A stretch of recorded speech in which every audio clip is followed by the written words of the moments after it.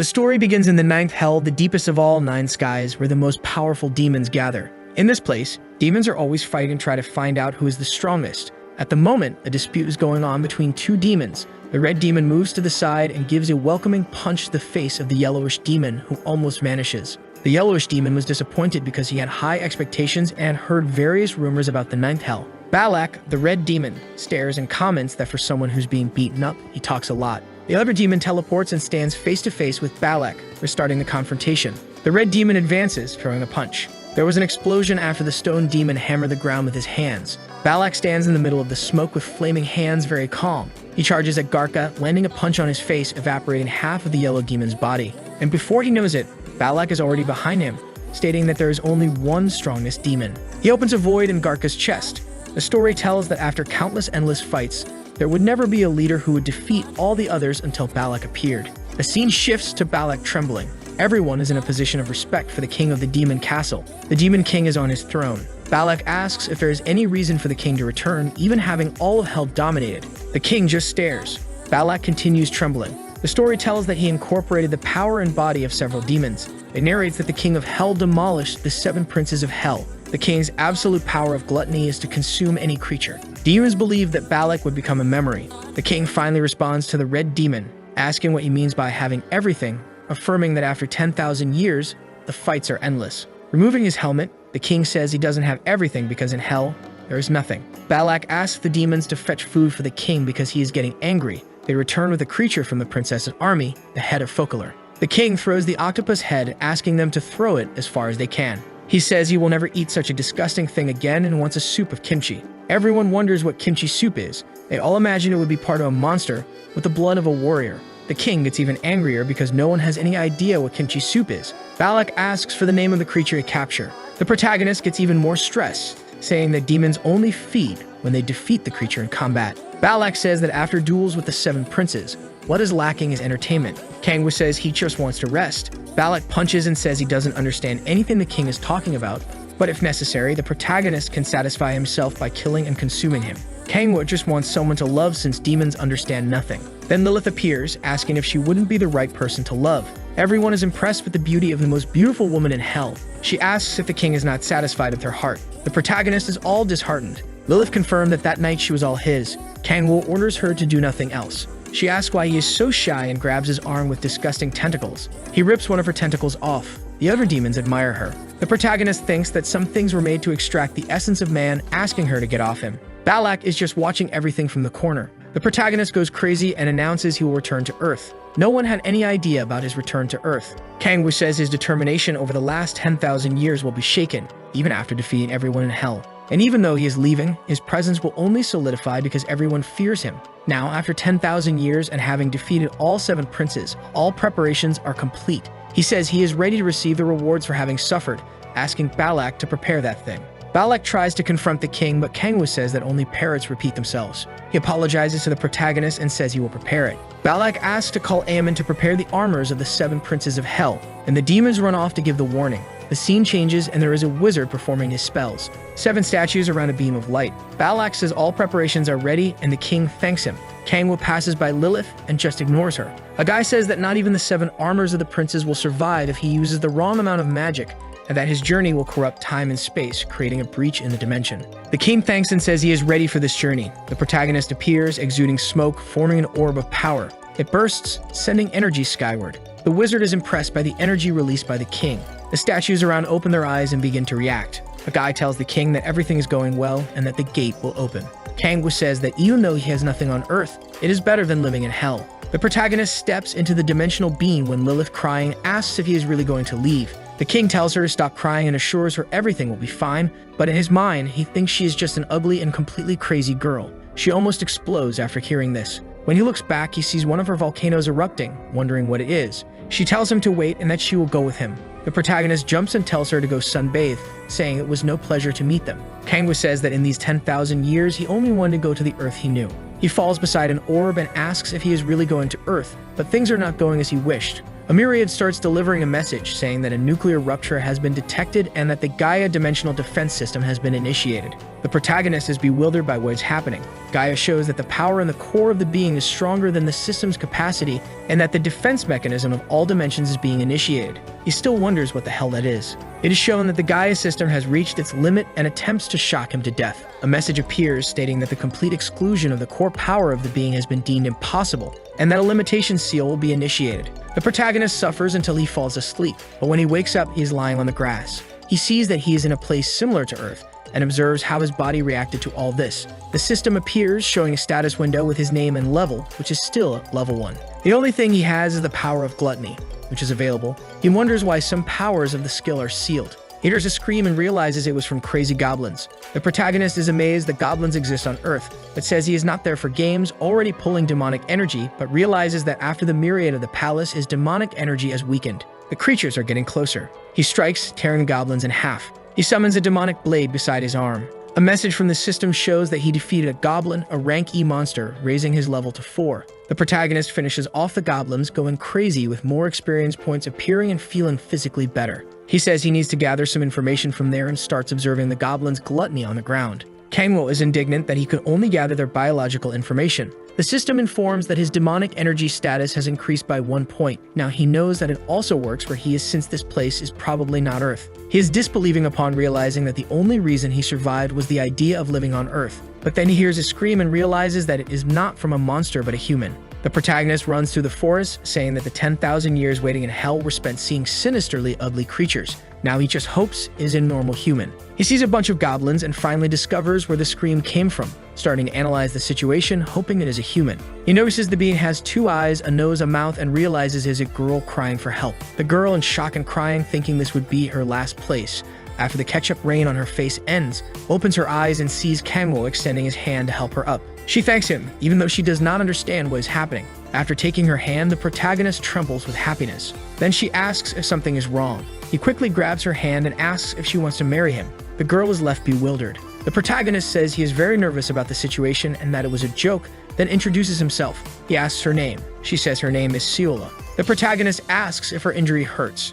She says it's nothing, but her knee is badly hurt. She falls on top of him and asks if he's okay. However, the protagonist doesn't care much. He sees something rectangular on the ground and is sure it's a cell phone, thinking he's really on Earth. She sits on the ground, exhausted from everything that happened. He tells her not to exert herself too much and that he will make some bandages for her. She thanks him. The protagonist is grateful that he can communicate with her in the same language and that he made all the demons learn his language, thankful for now talking with a human and not a demon. He finishes the bandages, saying she will be fine. She thanks him for taking care of her. Kangwo returns the cell phone and realizes it is the year 2023, wondering if only 5 years have passed since he fell from hell. She thanks him, and he states that in these 5 years he was away, monsters were born on Earth. The protagonist tells her to rest a bit since she can't walk much. She agrees. He realizes that he has no information about anything, but that finding her was a positive point. The king asks how she got there. The girl says it's a long story, that she entered that dungeon that had just awakened, thinking she could handle it alone for an E-rank gate. Kangwo asks what her level is. She says she recently awakened and is still at level 6. The girl asks Kangwo why such a strong player is there. He says it's a long story too, but he can't tell her. She understands. Her shoulder touches the protagonist and she blushes. Embarrassed, she says it's good for them to leave. He asks if she wants that since she's injured. The girl says it's okay. The protagonist grabs her waist and she says it's unnecessary because she doesn't want to cause more trouble. He tells her to relax, and in times like this, refusing help is not a good option, saying he will take her to where she wants to go safely. She shows him the best way to go. The protagonist, though nervous about communicating with a human after 10,000 years, made no mistakes, so she won't suspect his identity. They arrive at the entrance. The protagonist says that on the Earth he knew there were no portals, but he doesn't see any weapon or device to create one, so how can he stay there for so long? She says she feels better now and that they should hurry. When the protagonist enters the portal, he sees people recruiting others for a goblin hunt. He is impressed that everyone there is human. While various people are looking for others for the dungeon, the protagonist is emotional to find humans after so long. The girl looks at the bandage he fixed and asks if he wants to eat at her apartment because he saved her, and she wants to do something for him. He can barely hide his happiness at the invitation. The protagonist says he has a lot to do and can't refuse this opportunity. When 2 guards approach, they say they need to check everyone's player card. The protagonist is confused, Seola goes into her pocket and takes out her card. Meanwhile, the guy looks at Kangwo and asks if he will take his out. The protagonist is indignant, realizing he needs to use the power to distort the target's perception since he doesn't have a player card. He shows the middle finger and says this power makes the target see what he wants, and that he took it from the demon Dantalion. The guard just agrees, saying he can proceed. They both leave to go eat at her place. When they arrive at the building entrance, she warns him that her building doesn't have an elevator and they will need to use the stairs. He agrees, saying it's fine. The protagonist realizes it's finally sinking in that he is on Earth, and of all places, the first is her house. Seola asks if her mother is home. Kangwo thought she lived alone. The mother arrives and sees that she is injured, advising it would have been better to go in a group. She lies and says she did go in a group. The protagonist is indignant that her mother is there and that she really only invited him to eat. She then introduces him, saying he saved her when she was in danger, and as a way to thank him, she invited him for a meal. Sella's mother, crying, thanks the protagonist profusely, inviting him into their simple home, promising to prepare the most delicious meal she can. The protagonist thanks her but thinks it's a pity that it's not just him and Seola in the house. Yet, given his previously stagnant life, it's a good start. Sella's mother asks for help and Seola says she will just take a bath. The protagonist sees her with her cell phone and asks if he can use it for a moment. She hands him the phone. He fiddles with the phone happily, saying the sensation of sliding his finger is very nice. But he remembers he isn't there to mess around and starts looking for more information about what is happening. Since it was 5 years ago that he was taken to hell, he wants to check out the articles from 2018, specifically on the day of the cataclysm. The article shows that on February 22, 2018, waves of unknown monsters started appearing through portals. After some time, the first player appeared, and soon the number of players began to increase worldwide, becoming the protectors of Earth. The protagonist says that on the exact day these monsters began to appear, he fell into hell, and he must have had the bad luck of a portal opening above him, pulling him into hell. He doubts this could be true. Sella's mother arrives with the pot. He thanks her, a bit embarrassed. The protagonist realizes the pot contains kimchi soup and he can't bring himself to put the spoon in his mouth. The mother sits and tells them to eat. The two of them stare at the protagonist, urging him to eat the soup. Kangwo starts eating like a madman. He begins to remember when he fell into hell, accepting that demonic energy was the only way to survive, and he ended up becoming something closer to a demon than a human. Yet, on his human side, he still wanted to taste and savor things, which those senses couldn't be satisfied in hell. And during those 10,000 years, he thought he would go insane because he could only devour those creatures to survive, even though they tasted like garbage. He only thought of one thing to survive, the desire to return to Earth. The protagonist cries because his wish to return to Earth has been fulfilled. They ask if he is okay. He can only thank them. Seola's mother says it's okay and that she should be the one thanking him, apologizing for not having something more incredible to offer, but she notices he liked it since he finished the food on his plate. Kangwo asks if he can have more rice. Seola says yes and goes to get more for him. His happiness at being back on Earth is written all over his face. She brings a bucket of rice when an explosion happens behind the protagonist. A man arrives swearing at Seola with all sorts of curses. He angrily gets in her face and asks to give her permission to go alone into a portal. She says he is not welcome there and can leave her house. He asks what she said, thinking he hadn't heard correctly. She fearlessly tells Taehyung to leave and warns him not to come closer because she's a full-fledged player. The guy starts laughing in her face, punching the wall, saying she is a low-level player and it's idiotic of her to call herself a player. She asks him to back off. The guy glares at her and her mother starts trembling. He then says it's not enough that they lost their father, but it's a shame to see their mother bankrupt. Seola says it's all his fault. The guy grabs her arm and says she's going to a guild called Andres. She tries to break free, saying she won't go to that guild because it's garbage. He wonders if she really said that as he was about to place her in one of the best guilds, but before he finishes, she bites him. He then slaps her hard, making her fall to the ground. Angrier, and asks if she thinks she can survive in this world by doing easy things, saying it's all tranquil here, calling her to be a sacrifice. Since they are both players, he wants to see if she is as complete as she claims. Her mother, standing nearby, says she will help her but asks him not to do this. The guy grabs the mother's hand and throws her to the ground. She falls hard. Seola is in disbelief, asking her mother what is happening. Taehyung says that when he told her to leave, he wasn't joking and asks if she wants to make him angry. Seola, on the floor, is crying. He asks if there is something wrong with him because she keeps staring at him and taunts her for being a low-level person. He says he's had his second awakening and asks if she really thinks she can beat him, calling her all sorts of names. He says the only good thing about her is her face, and that they don't have much time. The protagonist is quietly eating in the corner. Taehyung glares at him, wondering what the hell is going on. He leaves Seola and goes towards Kangwo, also cursing at him. Seola becomes nervous, thinking she dragged the protagonist into this fight. Taehyung calls out to the king. Kangwo doesn't care, just eating his soup. Taehyung, frustrated, kicks the table, making the protagonist's soup fly. Everyone is shocked and the man is furious. The protagonist is paralyzed, indignant, wondering what happened. Seola tells the king to be careful. He starts crying, asking if it was necessary to do that to his soup. Taeyang asks Seola if she brought a homeless person home and fed him, making Seola start to find him strange. The protagonist cries over his spilled soup. Seola's brother tells him to stop crying and get up. Kangwoo continues to cry over the spilled soup. The protagonist transforms and asks how Taeyang dared to spill his kimchi soup. Taeyang asks if that creature is a demon. The king stands up. Taeyang bites his lip, fills his hand with flames, thinking he hasn't gone crazy and isn't seeing a demon. Meanwhile, Seola casts a spell at her brother, but he dodges it. He asks her what she thinks she's doing. She tells the protagonist to take the opportunity to escape. The king, not being foolish, charges at Taeyang. Seola doesn't understand what he's doing. The protagonist prepares to punch her brother. Taeyang says the king is too slow and this duel will be easy, but before he knows it, he takes a knee to the stomach.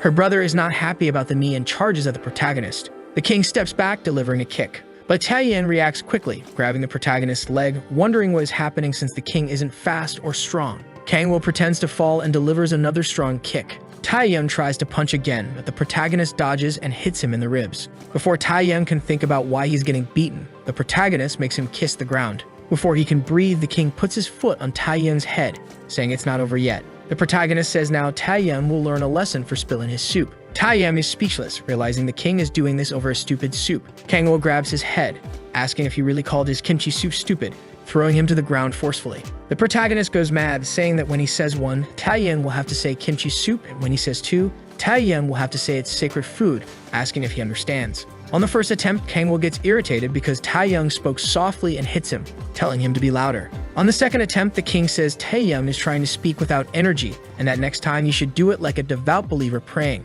Everyone around is confused. The protagonist says it's not enough. Taeyang needs to shout with all his heart, use his whole voice, and get hoarse. Taeyang shouts that kimchi is sacred soup. The king is finally satisfied, telling him never to disrespect kimchi soup again. Taeyang on the ground can only thank that it's over. The scene changes to them tidying up the house and Seola helping her slightly injured mother. Meanwhile, the beaten Taeyang is washing dishes, wondering why someone would do all this just for a soup. The protagonist sees that Taeyang isn't happy and asks if he has anything to complain about. Taeyang says no, trembling with fear. The king tells Seola's brother that he will never understand how happy and blessed the protagonist is and asks if he understands this. The brother says he understands while plotting and cursing the protagonist in his head. Kangwoo asks if he's finished washing up and says he wants to tell him something. The protagonist says he's been thinking and sees no reason to keep Seola's brother alive, as this world is not an easy place to survive, using the arguments Taeyang had when he was fighting with Seola. The king pulls him close and says he will let him live, but maybe giving up might be the best option. In the guy's mind, a madness unfolds where he sees a horse with 3 eyes. The protagonist uses the power of Arobas, which creates terror in the person's mind. The horse starts grabbing him by the hand and stares at him. The guy is terrified, wetting himself on the floor. This demon grabs the person's soul and instills a fear that can never be forgotten, turning the person into a puppet. The protagonist tells him to disappear. The guy gets up, still wetting himself, and leaves the house. Seola is impressed that Kangwoo saved her again. The protagonist is on the cell phone, looking for ways to make money. He sees that magic stones are valuable and asks Seola if she can show him some. She takes out the magic stone she got from the goblins when the protagonist saved her. The king says that the darker a stone is, the higher the rank. He uses his spell and says he doesn't feel any demonic energy, but that it has some kind of power. The protagonist wonders if what he is feeling is related to magic, and if so, where the demonic energy would come from, but he lets it go as he doesn't have much time. He thanks Seola for letting him see the stone and says he needs to get more of those to make money, but remembers he doesn't have a player card and that at some point he would get into trouble. So he asks if she knows any place that supports players. She says there's none nearby and the closest one is at Salt Station. She needs to go there and asks if the protagonist wants to accompany her. The king, embarrassed, asks if she really has something to do there. She says she needs to sell the stones to pay the bills since her family is bankrupt. Seola says only a stupid person would go into a dungeon alone and thanks the protagonist for saving her. The king says everything is fine and she doesn't need to keep apologizing. She says her dream is to save people like the king did, making him more embarrassed. He thanks her, saying that even after 10,000 years in hell, he's finally seeing an angel. The protagonist says she can do it and just needs to train a little more and asks if they can go now. She says she will and just needs to get ready. The protagonist thinks that if they walk together forever, his hunting efficiency will decrease. He tells himself he needs to ignore anything that hinders him and focus on regaining his powers. He knows that to increase his strength, he needs to do the same thing he did in hell, defeat creatures. She asks if Kangwoo has his ID. The king is startled and says they need to go to the city first. The protagonist, looking sad, stares at his ID beside Seola on the subway, thinking that even after all this time, no one looked for him. She calls in and tells him to look at the scenery through the window, saying they are almost there. He lets go of the idea that no one remembered him and says it really is a beautiful place. Finally, they arrive at the player support station. Seola introduces the main player support section, and he is impressed by its size. She calls Kangwo and says she wants to give him her old cell phone as a gift. Seola says there's Wi-Fi there and he can contact her whenever he wants. The protagonist thanks her, calling her an angel, and before they part, she asks if he wants to have dinner after they're done, which he obviously accepts. Inside the player support area, the protagonist notes that being a player has become very important. He approaches a machine that asks for his player ID, saying this is where he gets his player ticket. The machine says there are 17 people in line ahead of him, making him the 18th, and asks him to follow the line. The protagonist enters and sees some guys talking about the ranks they got. Apparently, everyone idolizes Baekhyun and Chaindu, but to be as strong as them, and they mention that the leaders of the 5 largest guilds got S rank after awakening. The king ponders the part about the guilds they were discussing and mentions that when he gets his power back, he will probably encounter them, as great power comes with great responsibility. The protagonist says he needs to recover his powers as quickly as possible, and that if he uses this so-called player characteristic, he might become stronger than in his past life. He is finally called to enter the room. Entering the room, the attendant asks him to sit down. She says to place his hand on the orb, and using its power, it will change color. The darker it gets, the higher the rank. The protagonist wonders if he should use all his power or hold back to avoid suspicion. He places his hand on the orb, which releases energy. He thinks that even using little power will make him too strong. The protagonist is confident and boasts about himself. When the attendant receives the result, she announces that his rank is F and tells him to remove his hand, explaining some important points. The king thinks he received this rank because his powers are sealed, but he didn't expect it to be an F rank. She says he can enter E rank places, but the protagonist ignores her, thinking of a way to justify this F rank. The attendant mentions that if he wants to enter a higher rank gate, he will need a guardian with him. The protagonist thinks that if Balak heard her saying he needed a guardian, Balak would be very angry. He says that the trauma of spending 10,000 years in hell is coming back and asks for the best way to increase his rank. She explains that he needs to go through the basic course, and by the end of the training, his rank will increase. Another method is to have a list of mana stone transactions. The king stands up, saying he understands everything. She asks him to wait a moment as she is making his card and asks if he wants to be put on the list for the basic course. He says he's fine for now. She thinks the protagonist is upset about receiving this rank, but tells him that if he goes into a dungeon of any rank, he won't come back. And if someone gets an F rank, it's better to give up. However, when she looks at the orb again, she notices it's not normal. It's a color she's never seen before. The orb becomes completely dark, breaking in the middle. She thinks this is impossible, and that not even Baekhyun, who is S rank, had an orb turn this color. The assistant says they need a new orb, and that it makes no sense for the orb to become completely dark. The scene changes to people recruiting for dungeons in front of the gate. The protagonist observes people forming groups. A shitty character is still looking for a group, but no one wants him. The king wonders why no one accepts bandits. Kangwo approaches the guard and hands over his player card. The guard sees he is E rank and allows him to enter. The protagonist enters, saying he was afraid of passing through the gate because there was a chance he could go back to hell, and he's afraid of anything related to teleportation, reminding himself not to mess around there. A guy calls out to the protagonist and the king turns around. The guy asks if he's hunting alone, and the king is suspicious of him but says yes. The guy's friends behind him call out, saying they are wasting time. The protagonist responds that he hasn't awakened a second time. The guy is impressed and says the king must not have taken the basic course. The guy asks if he wants to join their group, saying it's better to be with a group than hunt alone. The rest of the group calls the guy crazy, saying the king won't contribute to the group. The guy tells them to shut up, asking if they don't see the protagonist's situation. The protagonist thinks the guy is nice but says he wants to hunt alone. The guy ignores him completely and introduces himself as Kang Tesu, asking for the king's name. Kangwo gives his name and thanks him for the offer, but insists he doesn't want to join a group for now. The guy seems to ignore what the king says and reveals that he is only 24 years old. The protagonist says that's impossible, given his old face and white hair, he can't be just 24 years old. The king thanks Tazu again, but mentions that he is there for another reason. The guy says he understands, but advises the protagonist to be careful, as the area is full of goblins. He explains that there is a goblin much larger and stronger than the others, called a hobgoblin, and if he sees it, it's best to run away. The protagonist thanks him for the tips. The guys tell them to be cautious. The protagonist remarks that if he were truly F rank, he would have teamed up with them. But now it's better to go solo. The king runs off, seeing various goblin tracks. The king soon finds goblins and jumps into their midst, taking out 3 of them. He thinks he hit the jackpot, as he will probably level up a lot by defeating them all.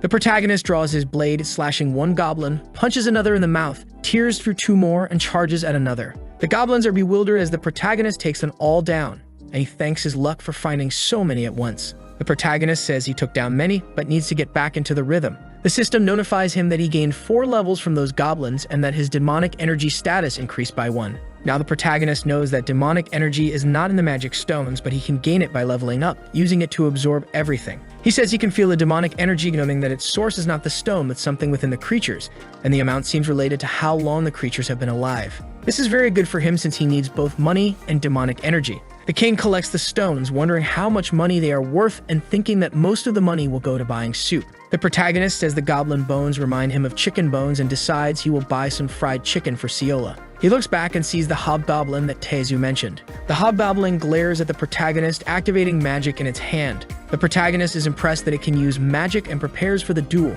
summoning a pumpkin slicer in one hand and exuding demonic power in the other. The protagonist thinks the hobgoblin must have a lot of demonic power since it's gigantic. The monster charges, exploding everything around it. Before the protagonist hits the ground, the beast attempts another strike, but the king blocks with his blade. The goblin then delivers another blow while still in the air. The protagonist lands and defends himself. The king thinks the problem is the difference in strength due to the weight. He sidesteps, dodging the beast's blade, but ends up face to face with the beast, which shoulder bumps to defend itself. The protagonist feels weak as he is pushed back while defending the blows and realizes he needs to come up with a better strategy. The beast strikes and the king dodges, the goblin kicks, and the protagonist dodges again. He wonders how the goblin, with such gigantic arms, can be so fast, and he expected nothing less from a boss, acknowledging that it is truly different from other goblins. The protagonist says that even though the goblin is destroying everything and its minions are asleep, it is merely prey for the king. Kangwoo throws a piece of skeleton at the beast's back, saying he has accumulated all the hatred he needed and can now use his full strength. The protagonist uses the power of the demon Cruxus, which is the power of rage, but directs it at the monster, not himself. The monster goes berserk, delivering numerous blows, but the king just keeps dodging. The protagonist knows that power is a buff, giving great strength to the target, but the beast becomes frenzied and Kangwoo narrowly dodges each attack. The king explains why he sent this power to the monster.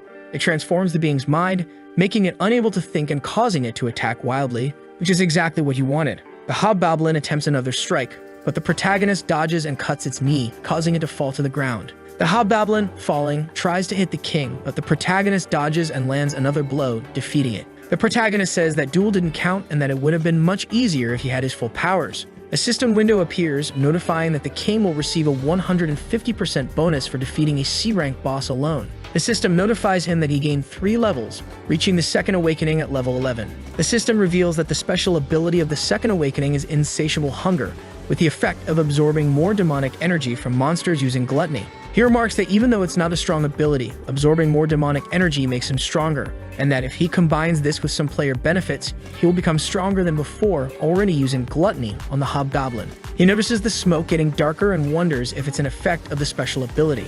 The system informs him that the insatiable hunger effect is activated, and his demonic status increased by 3 points, totaling 19. He says that with this ability, he will kill monsters more easily and can't wait to use it. He envelops himself in a dark flame aura. The king thinks he could become 3 times stronger than he was since demonic energy is increasing very quickly, but is suspicious as it's an unknown and dangerous method. He appears in the myriad of the demon palace, noticing that the seal is weakening but doesn't know why. He wonders if every time he awakens in that place he becomes weaker. He acknowledges that this might be true but wants to see his level increase, and that eventually he will unlock all his powers. He says that if this is the case, he needs to hunt in more challenging gates. He picks up the boss's mana stone and sets his next goal as the third awakening, which comes at level 20. The scene shifts to a waitress bringing fried chicken. He is eating with Ciola, saying he has nothing better to do. She, blushing, asks if kimchi soup is better. The king starts a mental debate and says he prefers the soup. Ciola laughs, saying she was just joking, and they both laugh. She gives him a piece of chicken. He asks if someone is threatening her to make her do this.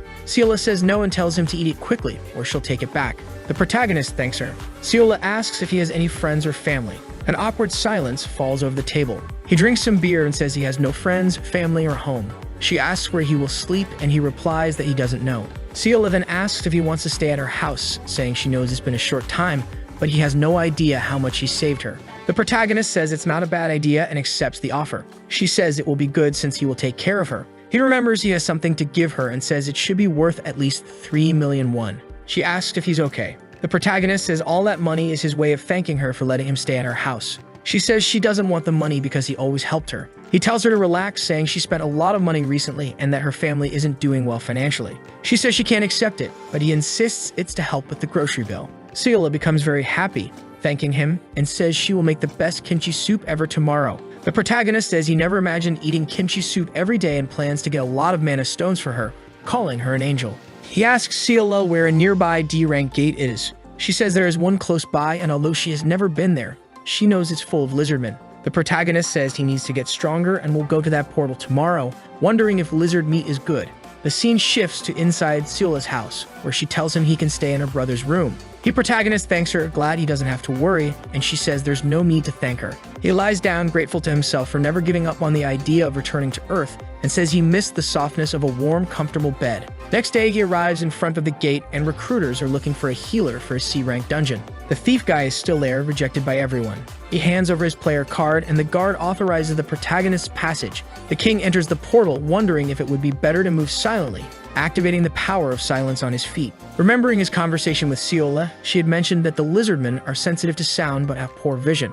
She said that if they are in a group, it would be difficult for the protagonist to defeat them, and they are weak against fire, making the mission easier if there's a fire mage in the dungeon. The protagonist immediately summons the demon Andros, who possesses the power of hellfire, attacking the lizards with flames. The king comments that it's impossible for them not to sleep since hellfire only extinguishes when the demonic energy leaves the body, and as it burns the soul, he can use their flesh for gluttony. He recalls HEALER's brother and remarks that he must have invented the Andros Guild, stating that if things go wrong, he will destroy everything. Other lizardmen appear, staring at the protagonist, who smirks and sets them on fire. Soon, more lizards will gather since they scream when set ablaze. Gradually, he conquers everything, but he knows he can't waste energy carelessly. The king levels up, but much more slowly than before because the creatures are weak. He wonders if it would be better to hunt in groups. Someone arrives and, judging by the protagonist's armor, concludes he is a beginner, asking if the king wants to join their guild for hunting. The protagonist asks the name of the guild. The guys say they are from the Andros Guild, but the king says he's not interested. The guy is confused, asking who this beginner thinks he is. The girl next to him asks what they should do, noting that if they return empty-handed, the master won't be happy. The guys mention it's been a while since they relieve their stress and decide the only option is to beat the protagonist until he passes out. Meanwhile, the king keeps setting the lizardmen on fire. The protagonist thinks he has taken out all the creatures in the area and wonders what to do with the bodies. The guy shouts at the king, saying he's just checking if the beginner is hunting well. Kangwo, with the hunting experience of a 60-year-old, realizes the guy only likes hunting beginners. The protagonist says the guy is worrying for nothing and that he's fine. The guy says he doesn't see any corpses and that the protagonist's clothes are clean. The king replies that he's just resting. The loudmouth gets irritated and asks if Kangwo doesn't respect high-ranking players. The protagonist says he does respect them, but is tired of hearing the nonsense the guy is spouting. The guy gets increasingly irritated. The king asks if he's going to drag things out or wants to fight. The blonde guy gets angry and tries to go for the king, but is stopped. The loudmouth, who likes hunting beginners, says today's parents don't know how to raise their children, and that the protagonist will see that life isn't easy. The guy thinks the king is bluffing and might be at B rank, so he says Kangwo will regret talking too much. The king says he can't wait any longer. The guy with the knife in his hand says the king's smile won't last long. He claps his hands to make noise and asks if the protagonist knew lizardmen are sensitive to sound. The protagonist chuckles, wondering what he's trying to do. The protagonist stands still, not moving at all. Then the water starts to tremble. The guy says they're coming and orders to prepare the magic barriers. The loudmouth asks what the protagonist will do, noting that dozens of lizardmen are arriving due to the sound. He says that for a beginner as confident as the king, the quantity shouldn't matter, and if the protagonist wants to be saved, he should kneel. Kangwo laughs and asks if that's his grand plan. The guy starts sweating nervously because he thought the protagonist would run to them. Kangwo's eyes turn red as he uses the power of sound, clapping his hands to make a sound that echoes throughout the dungeon. The guys ask what he's doing. Kangwo starts stomping the ground to make more noise. They tell the protagonist to stop. The king, with a psychopathic, looks and then stops making noise. A crazy guy asks if the king knows the mess he's causing. The number of lizards coming, even those in the barrier, aren't safe. The mage holding the barrier says she's never seen so many lizards before. The guy, trembling with fear, says to hold the barrier and calls the protagonist crazy, asking if he wants to die. The king jumps onto a tree, saying he knew the lizards were sensitive to sound. The guys go nuts, saying everyone there is going to die. The protagonist activates the power of silence, saying that only they will die. The lizards pass by him, completely ignoring him and heading towards the group. The guys are shocked that the king has the ability to control sound. The barrier breaks and they ask if she's gone crazy and to raise the barrier again. When they look, she's coughing up blood with a lizard's tail embedded in her. She looks at him, agonizing, and the guy almost vomits, His friend, all bloody, is in the lizard's mouth. The poor guy tries to grab his spear but lets go, trying not to vomit. The protagonist just watches. The guy curses the protagonist, but the king just glances at him and wishes him good luck. The guy is devoured by the lizards. The protagonist says this is his way of dealing with evil, being even more malicious by setting everything on fire. He activates gluttony among a bunch of lizards and the bodies of the guys. He notices that his demonic energy increased by 1 point, but he can't use gluttony on people protected by the Gaia system. The king wonders what the Gaia system is and remembers it's the same system that blocked him when he tried to come to Earth, and that every player is protected by the Gaia system. But now he knows he can absorb demonic energy from other people. The system says his demonic energy increased to 30. He remarks that his demonic power has increased not only in quantity but also in strength, and now he just needs to level up as he eagerly awaits his third awakening. The king says he's tired but still wants to hunt. 3 days later in the apartment, the protagonist happily eats kimchi soup, telling Seela it's as delicious as always. She thanks the protagonist and asks if he's going to hunt in a portal. He says yes and should be back by dinner. Seela asks if he's not overworking himself since he hasn't taken a break in days. The king says he couldn't be better and asks when her classes end. She says in a few days and her class will start hunting goblins to level up, expressing her excitement to reach the second awakening. He tells her to relax, saying everything will be fine. She thanks him, giving him another cup of tea before he leaves, thinking he's tired. The protagonist thanks her, saying everyone should have a Seela in their life. Seela asks if he's heard of the rumors about PK players in the beginner floors. She says they might be false but urges him to be careful. Seela mentions that these PK players have high ranks and go to weak portals to kill beginners. The protagonist wonders if the rumor is about the blonde guy but says there were no witnesses, and if someone arrived later, they'd say the group was killed by lizards. If the rumor about someone killing players is about him, he doesn't need to worry. But it's always good to be cautious, and now his focus is on leveling up as quickly as possible. The system notifies that he has reached the third awakening and unlocked a new ability. It says his magic increased a lot last time, but this time it seems different. Kangol wants to test it and uses Hellfire, creating a gigantic flame. The king remarks that every time he awakens, the myriad seal gets weaker. The protagonist finds a magic stone and wonders if he should check it out, using a needle on the stone. The system reveals the third awakening ability, the demon that desires magic. The effect is that he can absorb the magic from within magic stones and convert it into demonic energy. He absorbs the stone's energy and is surprised as he gains a lot of demonic energy, both from the monster's soul and the stone, but he's left without money. Kangwoo says he has free time and is eager to use the ability, thinking he might use this area for testing. The protagonist activates the power of the heavens to fly and starts observing from above. He says the forest doesn't seem promising as he's not finding any high-rank stones. He wants to use the power of governance, but he's running low on demonic energy. Then the protagonist hears a distant voice, one that seems familiar. The scene shifts to a crazy guy saying that the person was very resilient, living up to his appearance, calling him tenacious. The protagonist wonders what's happening and sees that the guy being beaten is the bandit who couldn't get into a group. Tazu asks why they are attacking someone from their own group. One of the guys calls him an idiot, saying he's attracting the lizard's attention. The protagonist realizes that Tazu and the bandit were betrayed and that these guys must be the rumored PK players, dispelling the idea that the rumors were about him. The red-haired guy tells the other to shut up and stand still, moving towards Tazu to strike, but he defends himself. The guy next to him comments that Tazu is resisting too much and asks if he only managed to awaken a second time, wondering how he can resist so well. Tazu says he won't go down easily just because they want him to, dropping his shield on the ground. The guys suspect his ability must be high-ranked and are thankful Tazu hasn't awakened a third time, urging to end this quickly. The protagonist in the background wonders why they can't kill Tazu and what they are doing. The king says he was just curious about what was happening but remembers how kind Tazu was to him, considering helping. The red-haired guy tells Tazu to pick up his shield. He channels demonic energy into his weapon, but the protagonist steps in front. The guys say the protagonist was unlucky to be walking by at the wrong time, but they can't let him live now that he's seen too much. Tazu recognizes the king and asks if it's really him.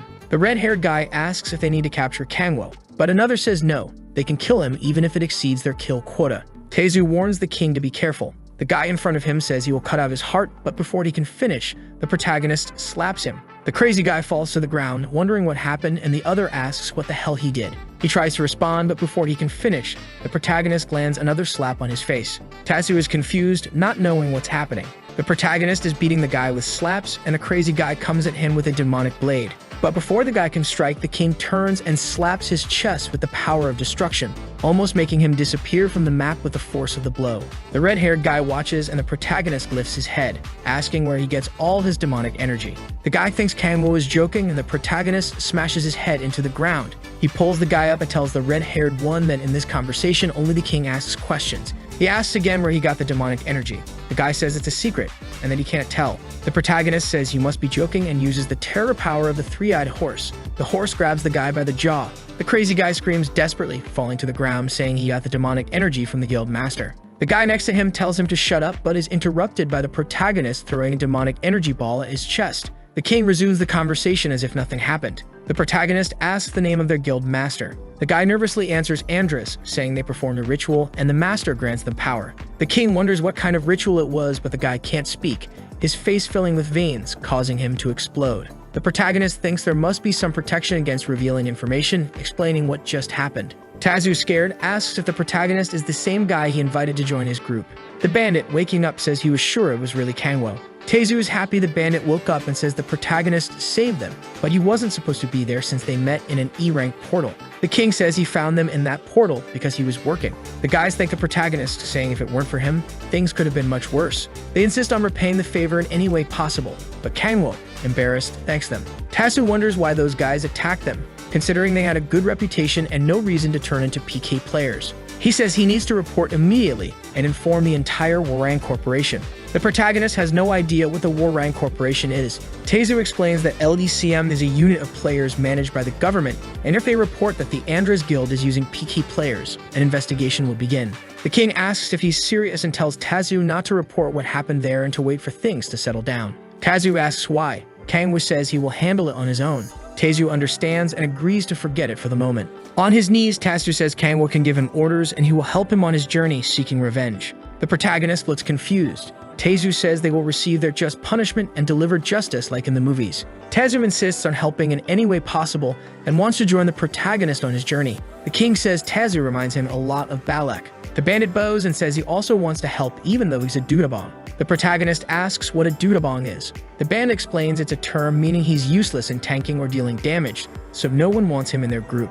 The king says now it makes sense. The bandit says it's their fate, and Tazu thinks they should team up to settle some debts. The protagonist asks if anyone will benefit. The guy says he appreciates it, and that he hasn't been able to do anything but injure others, saying he wants to become strong to help. The king sees the two talking about how they want to help and realizes they are two maniacs. The bandit says he's leaving and Kangwo waves goodbye. The protagonist thinks it's not bad to have people owing favors, but the real problem is he doesn't know what to do with that guy. The king asks Tazu what his level is. He responds that he's level 12 and recently received his second awakening. Kangwo asks if he took any hunting education courses. Tazu replies that he didn't, and that he just went hunting and leveling up as soon as he received his ability. The protagonist asks what rank his awakened ability is. Tazu says it's A rank. The protagonist sees that he has more potential than expected. The protagonist asks why he didn't join a guild, saying many would want someone like him. Tazu replies that he was considering it, but that idea is now off the table, and from now on, his guild is Kangwo's. The protagonist says an A-rank ability isn't bad for his second awakening since it will progressively get stronger,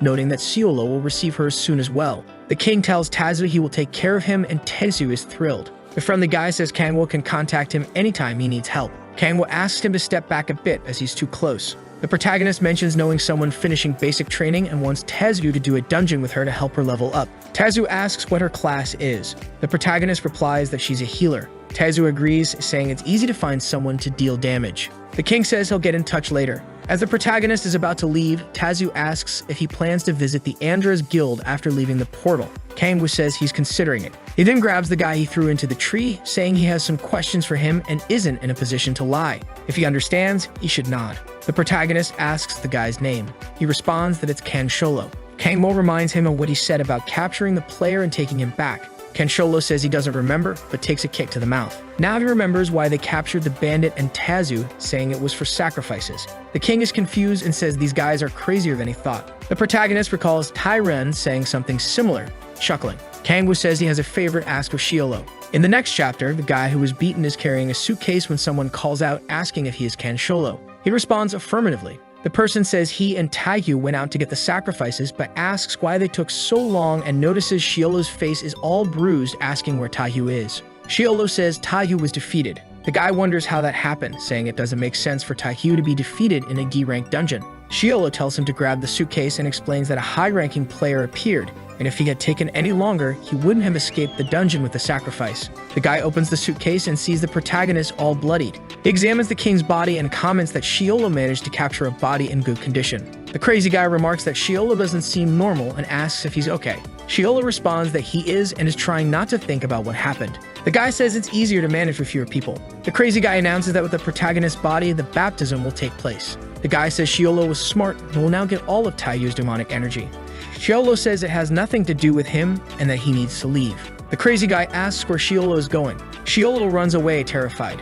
The guy takes the protagonist in the suitcase, thinking Shoujo is too sensitive and that there was no need for so much drama. The scene shifts to a dark ritual. He arrives with the suitcase. The guild leader says the guy is late. The guy replies that they took longer because they were fighting a high-ranking hunter, explaining that Taiyu died in combat. The leader doesn't seem to care much and asks about the sacrifice. The guy says he has it with him.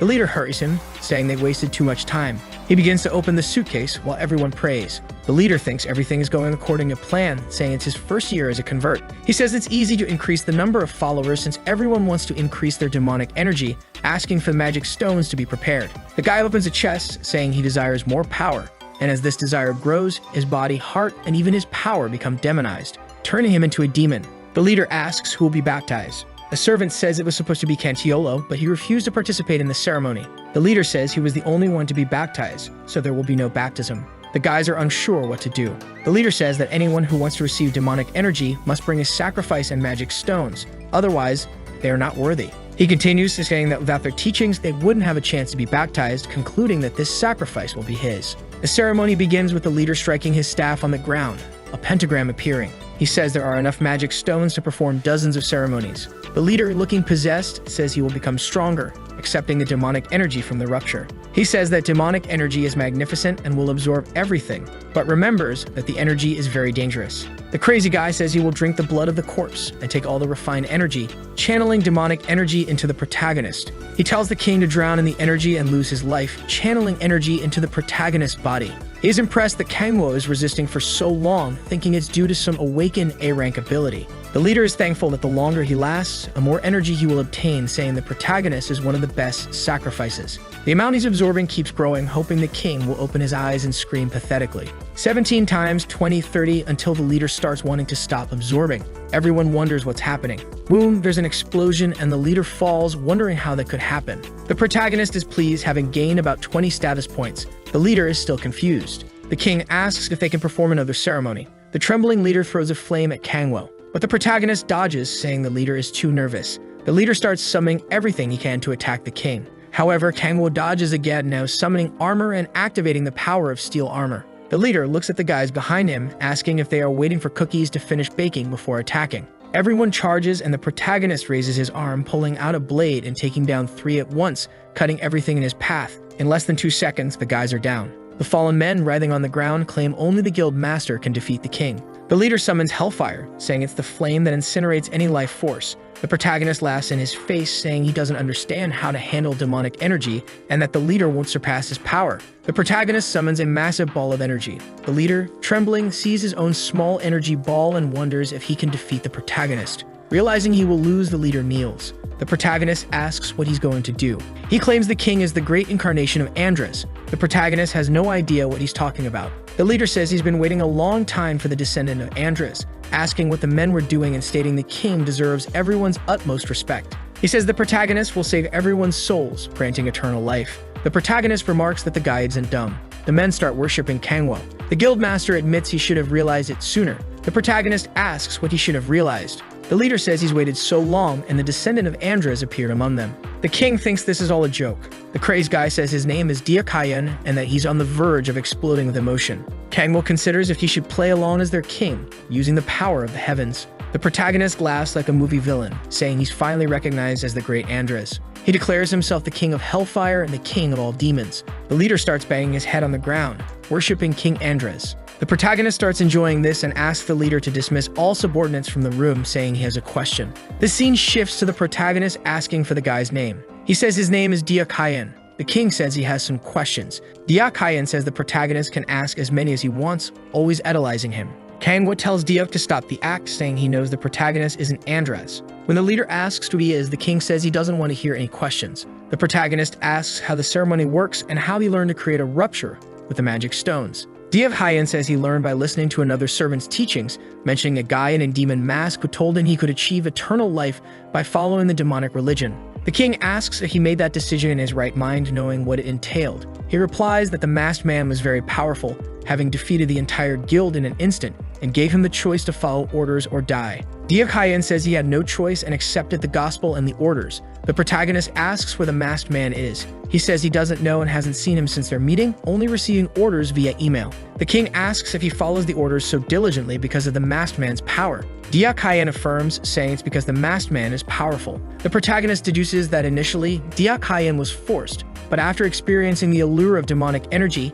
he started organizing on his own. However, the king still has many doubts, suspecting there might be another unknown cult. Kangwoo says they shouldn't ignore those guys as they know the way to hell. He asks to see the orders they received. The guy hands over a letter. The protagonist is indignant and asks if they received only one order. Deok responds affirmatively. Kangwoo opens the letter and sees that the order is to accept demonic energy, become a demon, and recruit more players. The king asks if Deok was the only one who received this gospel. Deok replies that he doesn't know and isn't aware of anyone else. The protagonist thinks that they are definitely not the only ones unless they are complete idiots, and it's not possible that they would leave Deok to carry out the plan alone, even if it's a plan to increase their forces. Kangwoo considers if they want to turn Earth into hell and tells Deok to listen carefully to what he says. First, he asks Deok to investigate the demonic religion. Second, he tells him not to perform any more ceremonies. Third, he instructs that no one should know about what happened between them. Deok says he understands everything. The king tells him to disappear. Deok runs away, desperate and crying. Even though the king stopped that from happening, the Andras Guild has caused a lot of trouble.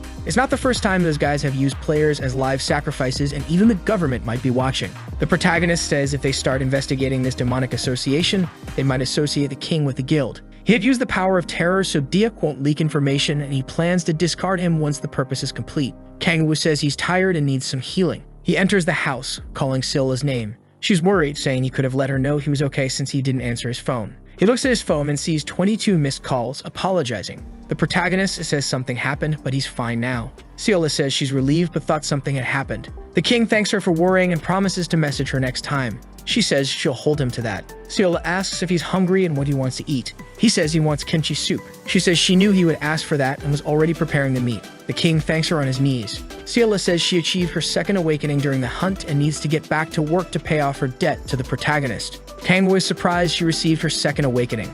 She laughs, saying her ability is called Blessing of Light and it's B rank. The protagonist says she will form a great team with Tasu, and that a tanker and a healer with the ability to strengthen will make their group strong. He asks if she received any guild offers. She says yes, but she doesn't want to join any. She wants to help the king. But the protagonist says her ability is high rank and strong, but he doesn't think it's a good idea for her to join him now. He explains that her current strength won't be much help. She looks a bit down. The king says maybe later, but now isn't the right time. Kangwoo explains that he is much stronger compared to others at his level, and that if they form a group now, he will have to fight weaker creatures and won't gain enough experience. He mentions knowing a tanker with an A rank ability. He suggests that Silla team up with him to level up and gain combat experience. She understands, but is almost crying. He promises that when she levels up and gains enough experience, they can form a group and enter high-level gates, asking if she's okay with that. She happily agrees to form a group with the tanker he mentioned. He tells her that with her high-rank abilities, they will level up quickly. Silla says she's sure she will level up quickly and join him. She assures him it won't take long and that she will help with whatever he needs until then. The protagonist thinks of her as an investment. Silla says that while they were talking, the kimchi soup is ready. The king looks at the kimchi soup and thanks her. She asks him to wait as she is preparing another dish with a different seasoning. The pot shines brighter than a treasure chest. He trembles, saying that no matter what happens, he will save the world that has kimchi soup. In the next chapter, at player support, the attendant says that the C-rank card will be sent to his address tomorrow. The protagonist asks if it can be done today. She says no, explaining that from C-rank onwards, magic stones need to be identified and linked to the card, and it can't be done now. The protagonist leaves the association, remembering that Silla mentioned he needed to take a break. He thinks it's not a bad idea since he hasn't stopped for a moment since returning to Earth. He realizes he can't do anything about the demonic religion now. He decides to take this chance to rest and wonders if there's a place nearby to relax. Before being sent to hell, he had no money and spent his time reading novels. He reflects that after 10,000 years, it might not be the same. The protagonist remembers how hard he worked to return to Earth and wants to see what's best. He sees a store called PC Zoom and wonders what kind of store it is. He enters and discovers it's a alien house. He sits in a chair, finding it comfortable. The king is impressed that he can order food from there. He remembers someone saying it's delicious to eat ramen while gaming. He's unsure which game to choose, so he picks the most popular one. hearing the legends. The protagonist notes that the class system is similar to dungeons. Kangwo decides his role should be a cold-blooded assassin who brings chaos to the battlefield. He chooses the character Timo. The game announces "Welcome to Summoner's Rift." He starts playing full of doubts. The protagonist sees the chat messages asking what someone is talking about, saying it won't be cheap. He types in the chat that when someone hits, they earn money and that the person should hit too. Ezreal replies, telling him to stop stealing minions and calling him an idiot. Just then, the protagonist Raymond arrives. He asks them to leave it near the table. Ezreal is berating him. The protagonist enjoys his Raymond, the aroma filling the room, while Garen strikes Ezreal on the screen. Ezreal curses the protagonist in the chat, asking where he was. The king is in his own world, savoring the delicious ramen, wondering if he should order another and drinking a carbonated beverage to cleanse his palate. When he looks at the screen, he sees Ezreal and Garen with a notification that his character has died. Someone in the LAN house shouts, cursing the protagonist. He looks around confused. The person says the king appeared just when they were about to rank up. The protagonist thinks it's not normal for someone to scream like that. The person asks why the protagonist is staring at her and who he is. She says she's not well and it would be wise for him to look elsewhere. The girl notices the king eating ramen and playing, wondering if it's some kind of luck or misfortune. She tells him it's best to leave while she's calm. The protagonist, confused, asks who she thinks she is to treat him like that. She says he's trolling and tries to grab his clothes. The protagonist dodges to the side. She is incredulous. He asks why she's angry with him. The girl says he doesn't know who he's messing with. She lunges at the protagonist and he dodges again, causing her to fall into a chair. He keeps wondering what the crazy girl is trying to do. She tries to strike and the protagonist has to stand up, moving to the other side. She comes at him again and he keeps dodging everything. She looks calm but is clearly impressed. She tries to grab him. She clenches her fist and asks if he's an envoy of the Mer Guild. The protagonist wonders if Mer is one of the top 5 guilds, but says he doesn't know what she's talking about as he isn't in any guild. She gets even angrier, thinking someone who can easily dodge her attacks isn't in a guild. The king says he isn't in any guild and asks about hers. The crazy girl says she's in one of the top 5 but realizes it was supposed to be a secret. She turns around and the protagonist is asking for the bill. She says she didn't give him permission to leave in the middle of the conversation. The protagonist says her irritated face is very annoying. She continues, saying she's never seen an A-rank player without a guild. The protagonist shows his ID, revealing his name and D-rank status. The red-haired girl is shocked he's still a beginner. Kangwo asks her to be gentle as he almost died when she attacked. She says it's impossible for him to be D-rank, and even if he is a beginner, she would crush him. The protagonist starts to leave again, asking if she's done. She wonders if he is some kind of rarity. Outside, the protagonist thinks that he's too weak from using so many abilities. The only thing saving him is the reflexes he developed from countless battles. He didn't expect to encounter someone of a similar level so soon and ponders who that woman was, noting her last move where she disappeared from his field of vision. The scene shifts to her jumping out the window of the building. She remarks that it's a quiet place and there shouldn't be anyone nearby, then takes out her phone. The receptionist answers, stating it's the strategic team of the Red Rose Guild. The red-haired woman asks to speak with HR. The head of HR for the Red Rose Guild answers, asking what problem leader Hyunwoo is facing this time. She asks Park to investigate something important. HR inquires if it's about the demonic cultists. Hyunwoo says it might be and that the guy's identity is very suspicious. She recalls the protagonist showing his ID and sends his name to Park for investigation. She notes that the ID indicated he was a D-rank player, but it's easy to falsify such IDs. She explains that for C-rank it's different because a mana device is required. Park speculates that if he is a D-rank cultist, he's likely to kill players of the same level. Hyunwoo insists that he is definitely not D-rank, saying she couldn't land a hit on him even if she tried all day. Park finds it impossible that any demonic cultist could react quickly enough to her movements. She insists that someone now can. Hyunwoo continues, saying she investigated the demonic religion and found no one close to her level. Based on his abilities, she speculates the protagonist might be a manager or even a leader. Park asks if the demonic religion has become a serious threat. She punches the wall, saying it's impossible to ignore, and they need to find information on the protagonist quickly. HR agrees to start the investigation and hangs up. She contemplates whether he is part of the demonic religion, but she's sure of one thing. Switching scenes, the protagonist looks at his shirt and realizes she ripped off a button, getting angry because he couldn't completely avoid her. Both think, that bastard is stronger than I am. The red-haired gamer reflects that if he really is D-rank and can move like that purely through talent, then she might be able to as well. The scene returns to the protagonist, deciding he should rest but also considering getting stronger in the C-rank portal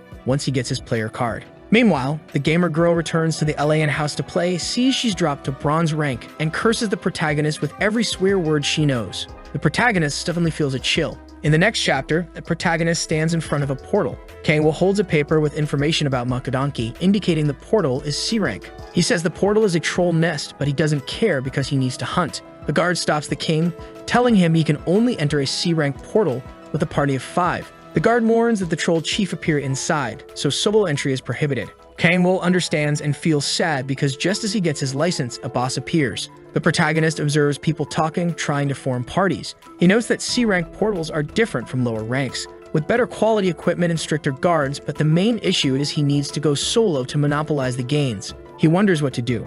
Some guys are excited about entering the portal, while others calmly strategize. The protagonist sees the situation as perfect for sowing a little discord, thinking humans just need a slight push. He uses the power of rage on one guy. A crazed guy looks at the person he's talking to and questions why he's always like this. The other guy is confused. The crazed guy recalls how in high school, even when they were beaten by bullies, it never crossed their minds to fight back. Since the portal's open, he finally feels strong and doesn't want to be around weak people anymore. The crazy guy shouts that there's no reason to be afraid. The other guy in the conversation is bewildered. The protagonist pats him on the shoulder, agreeing that they shouldn't fear the monsters, encouraging them to enter. Everyone starts going wild, with people shouting all around. With so many people angry, others start getting angry for no reason, all talking about taking the head of the troll chief. The guards were confused, asking what everyone was doing. The crazed guy shows his player card to a guard, who lets him through. Everyone is happy, talking about hunting the boss. The other guard wonders what's wrong with these people, saying he's never seen anything like it. Meanwhile, the protagonist slips in quietly,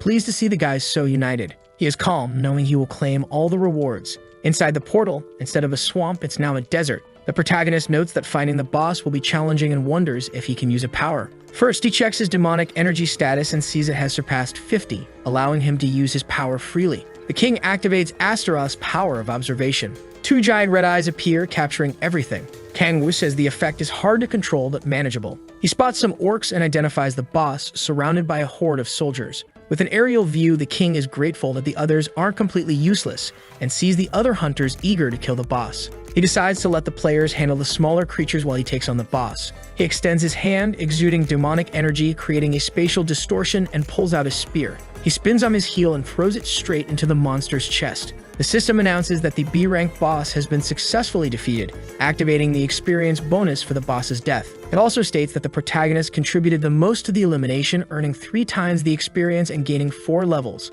The protagonist is confused, wondering if that creature was really the boss, as it was defeated with a single blow. The minions surround the boss, staring at each other. The king wonders how a C-rank boss could be so weak, but acknowledges it was indeed the boss, as confirmed by the system. Kangwoo remarks that while the boss has the strength of a C-rank, he's only getting stronger. He intended to hunt in the safest way possible, but decides he doesn't want to leave early, so he charges at the goblins. He begins to slaughter the goblins. The king notes that attacking with blade power and creating internal explosions with this level of demonic power is no longer an issue. The system announces that he gained 2 levels by defeating a group of trolls and acquired the A-rank ability Terra Blade. The system also mentions that the ability has been registered and details are available. The protagonist recalls hearing that abilities can be upgraded after frequent use. He's excited to test it out, releasing a drop from Eboya's claw. The drop hits the ground, creating a circle, and everything turns black and white, trapping everyone. The goblins are struck on their feet, immobilizing them. The protagonist begins massacring everything, noting that efficiency has greatly improved since it became an ability,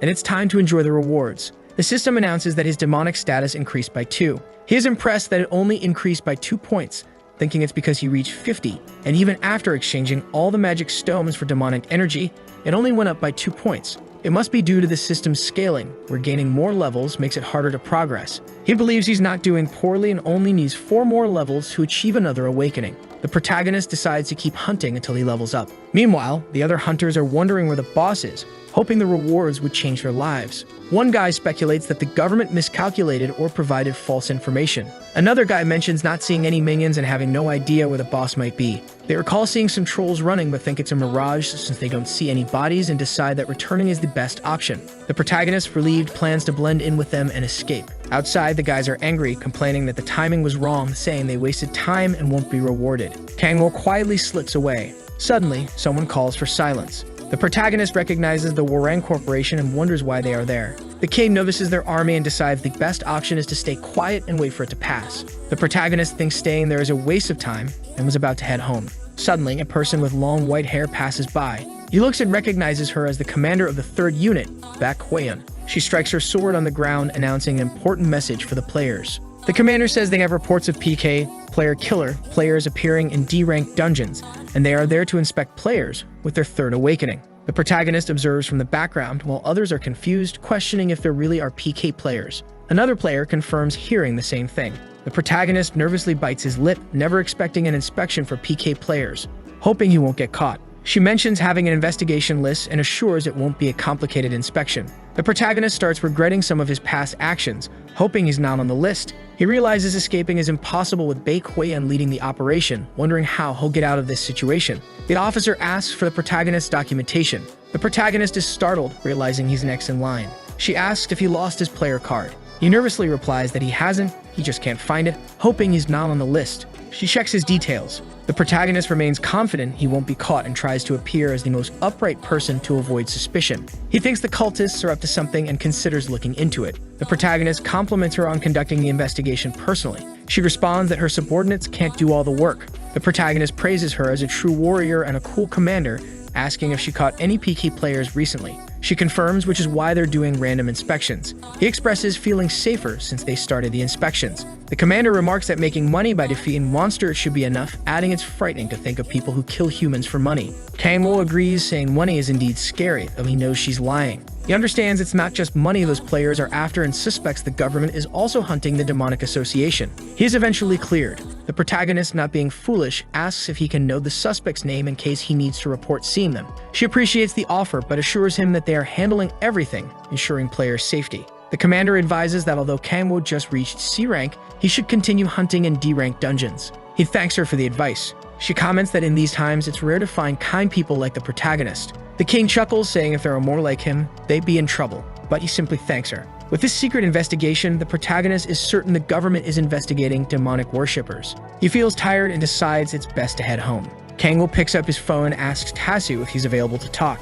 After a few days, they meet with Seola and Tazu. Tazu jokes that they were born to be together. The protagonist asks him to stop and says he wants Tazu and Seola to hunt in D-rank portals. Tazu says it will be the easiest mission of his life, noting that with her B-rank healing ability, he calls her little sister-in-law and asks if she only has healing abilities. She blushes at the sister-in-law remark. He tells her to relax and wants to hear about her abilities, asking if she had any problems. She explains her special ability is the Blessing of Light, which allows her to heal and also provide buffs that increase strength, stamina, and dexterity. Tazu is impressed that she can heal and buff simultaneously. Seola adds that she can attack as well, but it's not her strong suit. Tazu comments that Kangwoo is special. The protagonist is puzzled. Tazu explains that it's rare to find a healer who can both protect and buff at the same time. He continues, saying that Hanu Guild knew about Seola. They would have stolen her away. She just thanks him. The protagonist admits he didn't know such talent was hard to find. She replies that she isn't interested in joining a guild. The king, lost in thought, notes that she didn't deny being called sister-in-law by Tazu. Tazu, feeling similarly, expresses his desire to live alongside the protagonist, downing a cup of coffee like it was water. The protagonist asks if Tazu has thought of any candidates to deal damage. Tazu mentions having two incredible people in mind who have just received their second awakening. They are talented and have the combat skills to join a guild. Tazu is confident the protagonist will like them. The protagonist recalls forming a group with two ruthless assassins but acknowledges his sharp instincts. Tazu explains he has known these people since the days of hunting goblins, describing them as trustworthy. If there are no issues, tomorrow would be a good day to introduce them before they go hunting. The protagonist agrees and asks Seola what she thinks. She gives her approval, saying that if they are people Tazu trusts, it's fine. She just wants to level up to be with Kangwoo. The protagonist assures her there's no need to rush and her safety is what matters most. Tazu comments that young love is a beautiful thing to witness. The king asks him to stop staring at him like a madman. Tazu says he will send the location tomorrow and mentions it will be in the eastern part of Incheon. The protagonist asks why they are going so far when there are D-rank gates closer. Tazu mentions hearing rumors about an incident in the Lizard Dungeon and suggests killing trolls in eastern Incheon.